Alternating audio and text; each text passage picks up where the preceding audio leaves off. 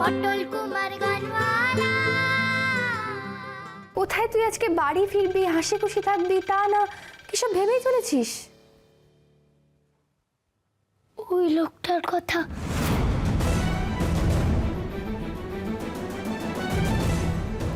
তুই এখনো ওই লোকটার কথা ভাবছিস? আচ্ছা ছোটবাবু এলে কেন? তুমি এইসব কথা বলো না ছোটবাবুকে। ছোটবাবু শুধু শুধু চিন্তা করবে। আমার মনটা অন্য কারণে খারাপ। এখানে কদিন ছিলাম তো, তাই চলে যেতে কষ্ট হচ্ছে। এখানকার লোকগুলো কত ভালো, নার্সিরাও তো কত ভালো। তুই কি কখনো তোর নিজের কথা ভাববি না পটল?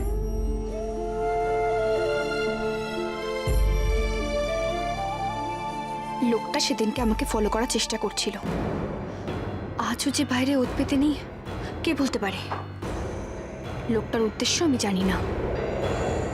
পটলকে দেখলে যদি আবার কোনো ক্ষতি করে বসে, না না, ঝুঁকি নেওয়াটা একেবারেই ঠিক হবে না। পটলের কোনো ক্ষতি আমি হতে দেব না। ওকে যেভাবেই হোক নিরাপদে আমাকে বাড়ি নিয়ে যেতেই হবে। পটল তুই একটু দাঁড়া, হ্যাঁ আমি দেখে আসি তো ছোটবাবু এলো কিনা। ভয় পাস না, হ্যাঁ আমি আসছি।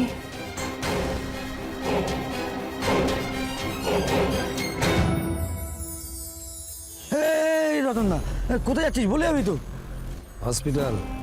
এই কেন রে? ওখানে কি কম্পিটিশনে অ্যাড খুঁজে পাবি নাকি? কম্পিটিশনের খবরটা যে জানে তাকে পাবো। কে রে কে? সুজন কুমার। ওর থেকেই তো কম্পিটিশনের খবরটা পেয়েছিলাম। পটল যে গান গেয়ে প্রাইজ পাবে সেই খবরটাও সুজন কুমারকে ফলো করেই তো জানতে পেরেছিলাম। এবার দেখি না, হাসপাতালের দিকে যাই। যদি তককে তককে থেকে সুজন কুমারকে ফলো করে জানা যায় যে প্রাইসটা কত টাকার আর কম্পিটিশনটা কোথায় হচ্ছে। এই পটল কত টাকা প্রাইজ পাবে সেটা জেনে তুই কি করবি রে? ব্যাপারটা কি বলতো? সেই বুঝেই তো জালটা ছড়াবো। আসলের ওপরে সুদটা ছাড়ি কেন?